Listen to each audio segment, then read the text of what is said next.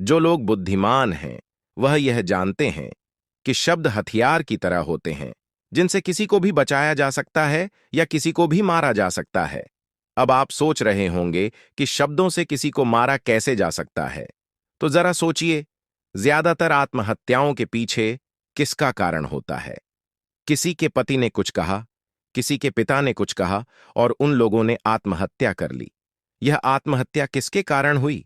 वह पीड़ित के मन को इतना दुखी कर गए कि उसके मन से वह दुख सहना और ज्यादा बर्दाश्त करना नामुमकिन हो गया, और इसी वजह से उन्होंने आत्महत्या कर ली। ऐसे ही आपके शब्द किसी को नया जीवन प्रदान कर सकते हैं। जब कोई आदमी उदास होता है या दुखी होता है, तो आपके शब्द उसमें एक नया जोश, एक नया उत्साह भर सकते हैं, और एक हारा हुआ आदमी अपने जीवन में एक नई शुरुआत कर सकता है, सिर्फ शब्दों के माध्यम से, हमारी वाणी के माध्यम से। तो अब तक आप यह तो समझ ही गए होंगे कि हमारे शब्द हमारे जीवन को किस तरह निर्धारित करते हैं, शब्दों में कितनी ताकत होती है और किसी से बात करते वक्त हमें कितनी सावधानी से अपने शब्द बोलने चाहिए। आज जो बौद्ध कहानी मैं आपको सुनाने वाला हूं, उसमें आपको सीधे तौर पर कुछ ऐसे तरीके पता चलेंगे, कुछ ऐसी परिस्थितियां पता चलेगी जहां पर आपको हमेशा चुप रहना चाहिए। कुछ परिस्थितियों में अगर आप कुछ नहीं बोलेंगे तो वही आपके लिए सबसे ज्यादा बेहतर होगा। इससे पहले कि आप इस कहानी में खो जाएं, इस चैनल को सब्सक्राइब जरूर कर लें। तो चलिए कहानी शुरू करते हैं। एक बार की बात है, एक युवा लड़का एक बार एक बौद्ध भिक्षु के पास पहुंचा। वह काफी परेशान लग रहा था और उसने बौद्ध भिक्षु से जाकर पूछा कि हे महात्मा, मैं अपने आप से परेशान हूं, अपने आप से दुखी हूं। बाहरी रूप से मुझे कोई दुख नहीं है, मैं धन धान्य संपन्न हूं, मुझे कोई शारीरिक रोग भी नहीं है, लेकिन मैं खुद से परेशान रहता हूं, अपने मन से परेशान रहता हूं। अक्सर मेरी बातों को मेरा कोई भी दोस्त गंभीरता से नहीं लेता है, और ना ही मेरे परिवार के लोग मेरी किसी बात को गंभीरता से लेते हैं। मैं जो कुछ भी सलाह देता हूं, या तो वह उसे मजाक में उड़ा देते हैं या फिर उसे गंभीरता से लेते ही नहीं है। मेरी बातों को कोई गंभीरता से क्यों नहीं लेता है? क्यों मेरी बातों पर कोई अमल नहीं करता? क्यों मेरी बातों में कोई रुचि नहीं दिखाता? क्या कारण है?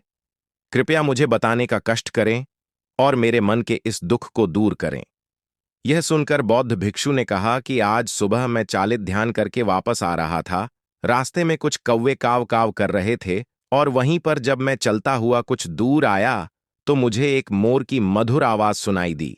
यह सुनकर अचानक मेरे मन में ख्याल आया कि कौवे कितना काव काव करते हैं, कितना बोलते रहते हैं, लेकिन कोई भी प्राणी कौवे की आवाज को पसंद नहीं करता। मोर हमेशा सही परिस्थिति के हिसाब से बोलता है। जब भी बारिश होने वाली होती है और बादल गरजते हैं और बारिश होने की आशंका होती है, ऐसे में मोर अपनी मधुर आवाज में गाता है, जो सभी को प्रिय होता है, सभी को अच्छा लगता है।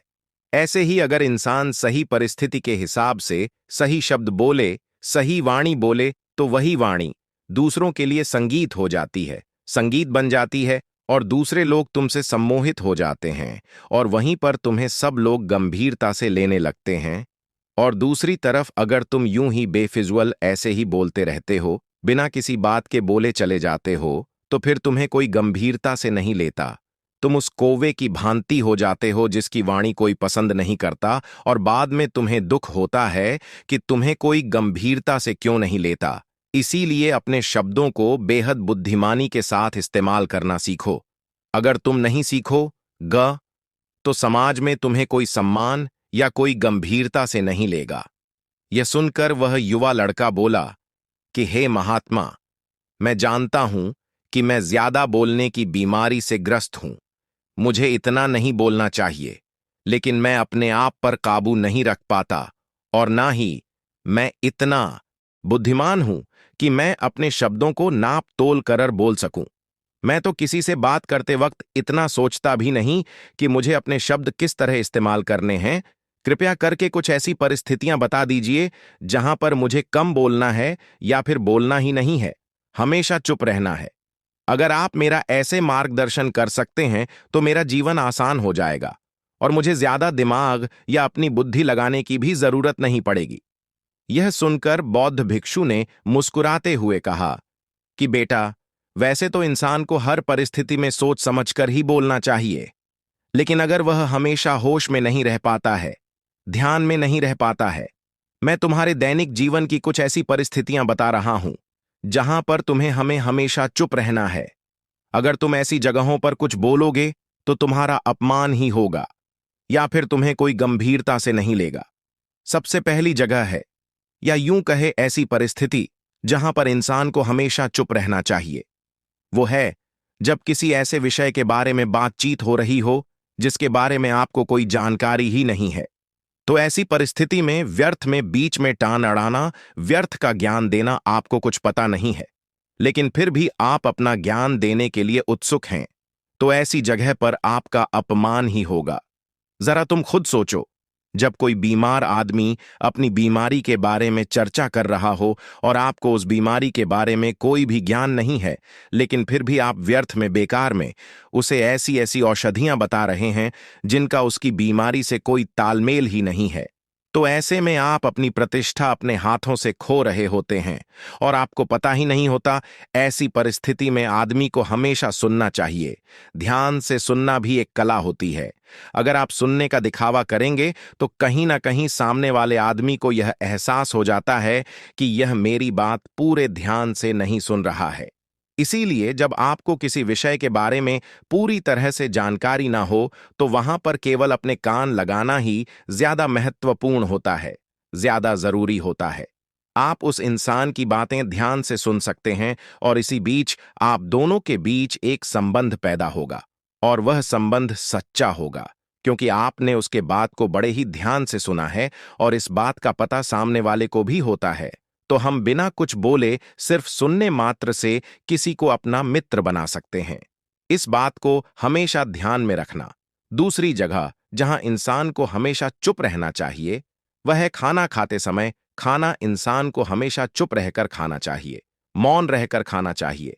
महात्मा बुद्ध और उनके भिक्षु हमेशा चुप रहकर भोजन करते हैं, शांत भाव से भोजन करते हैं, परिपूर्ण होकर भोजन करते हैं, पूरी तरह से करते हैं, एक एक टुकड़े का स्वाद लेकर भोजन करते हैं।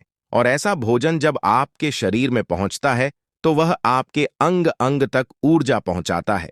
अक्सर हम भोजन करते वक्त कुछ ना कुछ बोलते रहते हैं, कुछ ना कुछ सुनते रहते हैं, लेकिन मौन रहकर पूरा स्वाद लेकर उस भोजन को कभी नहीं करते। हम उस भोजन को करते वक्त आधे अधूरे ही रहते हैं और इसीलिए हमारा शरीर लोगों से ग्रस्त हो जाता है।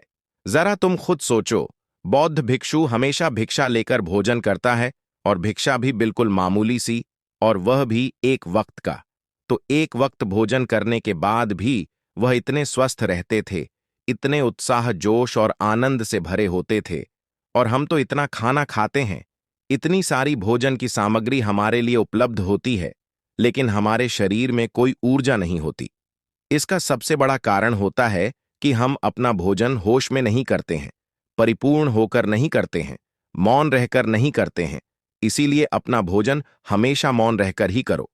तीसरी जगह जहां पर अगर आपने चुप रहना सीख लिया तो इसका मतलब यह है कि आपने अपने ऊपर विजय हासिल कर ली। जी हां, गुस्से में शांत रहना या चुप रहना इतना आसान नहीं होता है। अक्सर हम गुस्से से भरकर कुछ ऐसे शब्द या अपशब्द बोल जाते हैं जिसका पछतावा हमें हमेशा रहता है, लेकिन जुबान से निकला हुआ शब्द वापस नहीं हो सकता। उस शब्द को मेटाया भी नहीं जा सकता। अब वह जिंदगी भर हमारे दामन से जुड़ चुका है और वह गुस्से में बोला गया अब शब्द हमारे मन को समय समय पर बेचैन करता रहता है, दुखी करता रहता है। लेकिन गुस्से के वक्त चुप रहना सीखना भी एक बहुत बड़ी कला होती है। गुस्से में आदमी का अपने ऊपर काबू कहाँ रहता है, अपनी इंद्रियों को वश में कहाँ रख पाता है। इसीलिए इस कला को आप तभी सीख सकते हैं जब आप गुस्सा भी होश में रहकर कर पाएं। जब भी आपको गुस्सा आए, आपके दिमाग में सिर्फ एक ही बात आए कि मुझे चुप रहना है, मुझे किसी से कुछ गाली गलौज नहीं करना है, किसी को कोई अपशब्द नहीं बोलना है। और जब यह विचार गुस्से के साथ जुड़ जाता है और धीरे धीरे यह आदत बन जाता है, तो आप अपने गुस्से को भी काबू में करना सीख जाते हैं। जब भी कभी गुस्सा आए तो किसी को कुछ बोलने की बजाय कुछ शारीरिक व्यायाम करना शुरू कर दो। उछलना, भागना, दौड़ना, जिम करना, कुछ भी आप ऐसा व्यायाम कर सकते हो जिसमें आपका शरीर थक जाए। आप पाएंगे कि जब आपका शरीर थक जाता है तो आपका मन भी शांत हो जाता है। आपने उस गुस्से की ऊर्जा को एक सकारात्मक रूप दे दिया और यही बुद्धिमान व्यक्ति की पहचान होती है, जो दूसरों के तानों से भी अपना घर बना लेता है, अपनी कामयाबी के रास्ते निकाल लेता है। वही सच में बुद्धिमान आदमी है जो जहर को भी दवा बनाकर इस्तेमाल करना सीख जाए, वही असली बुद्धिमान होता है। चौथी जगह, जहां आप चुप रहेंगे तो आपके लिए वही सबसे ज्यादा बेहतर होगा जब चार लोग आपस में बैठकर बातें कर रहे हो। कोई बैठक कर रहे हो तो वहां पर जब चार लोग बात कर रहे होते हैं तो चारों लोग एक साथ तो बात कर नहीं सकते। एक बार में एक व्यक्ति बोलेगा और तीन सुनेंगे, तभी वह बैठक कामयाब हो पाएगी, तभी वह चर्चा सही रूप में आगे बढ़ पाएगी। लेकिन अगर कोई आदमी ऐसा बैठा हुआ है जो बीच में ही दूसरे की बात काटकर अपनी बात को ऊपर रखना चाहता है, तो ऐसे में वह चर्चा या वह बैठक आपको कहीं नहीं पहुंचाएगी और चारों लोगों के बीच आप सबसे मूर्ख कहलाओगे। अगर आपको अपनी बात कहनी है तो सामने वाले को अपनी बात पूरा करने दो, उसके बाद अपने विचार रखो। यही एक भद्र पुरुष या फिर कहे अच्छे आदमी की पहचान होती है। और आखिरी जगह, अगर हमारे माता पिता हमें कुछ कह देते हैं, हमारे बड़े बुजुर्ग हमें किसी बात पर डांट देते हैं या हमें थप्पड़ भी मार देते हैं, तो ऐसी जगहों पर आपका चुप रहना ही उनके प्रति सम्मान दिखाएगा, उनके प्रति आदर का भाव व्यक्त होगा। अगर आप उनके सामने उनका विरोध कर देते हैं, उनका प्रतिरोध कर देते हैं, तो वह गुस्सा तो थोड़ी देर बाद शांत हो जाएगा, लेकिन वह कही गई बात, वह विरोध किया हुआ शब्द या फिर कुछ भी उल्टा सीधा हमेशा आपके मन को सताएगा और आपके माता पिता को हमेशा यही लगेगा कि यह हमारी इज्जत नहीं करता, हमारी बात नहीं मानता, क्योंकि यह कमाने लग गया है, यह बड़ा बन गया है। ऐसी ऐसी बातें उठेंगी, ऐसे ऐसे तंज कसे जाएंगे। इसीलिए ऐसी जगह पे आप मौन रहिए, चुप रहिए, कुछ मत बोलिए। अपने गुस्से को अपने अंदर ही पी लीजिए, कुछ व्यायाम कर लीजिए, भाग लीजिए, दौड़ लीजिए, आपका मन अपने आप शांत हो जाएगा। आखिर में बौद्ध भिक्षु ने अपनी बात को खत्म करते हुए कहा कि कम शब्दों में अपनी भावनाओं को उतारना सीखो। शब्द हथियार की तरह होते हैं। बोलो तो होश में बोलो, ध्यान में बोलो, जीवन शैली ऐसी बना लो कि आप जब भी बोलो पूरे होश में रहकर बोलो, पूरे आनंद के साथ बोलो, पूरे प्रेम के साथ बोलो। ऐसी वाणी बोलो जो दूसरे के दिल को ठंडक पहुंचाती हो, दूसरे के मन को भी शांत कर देती हो, और वह तभी संभव है जब आप प्रतिपल होश में रहकर बोलेंगे। इसके बाद वह युवा लड़का बौद्ध भिक्षु के सामने नतमस्तक हो गया और उनको प्रणाम करते हुए अपने घर वापस लौट गया। उम्मीद करता हूं कि यह कहानी आपको जरूर पसंद आई होगी।